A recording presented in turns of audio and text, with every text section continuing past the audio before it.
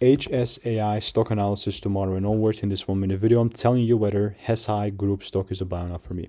Having done well over 37,000 videos, having spent 5 figures on courses and mentors, I know what's making me money and what's not. With HSAI, it's just like a bullish market, which I love. And the only thing that I'm like really willing to do is just double down on it, right? So how's that gonna work and look like? Let me just look at this. I mean, 50% up is actually quite sick. Even before that, I was always just looking to take things up on this, if you've been watching the videos. But yeah, generally speaking, let me just zoom in. This is where we are. I'll mark out my demand zone. And the only thing that I'm really looking to do is get involved if there's a little pull down in a double break. If not, I'm not gonna look to take it up. And so that's how HESAI looks like for me. So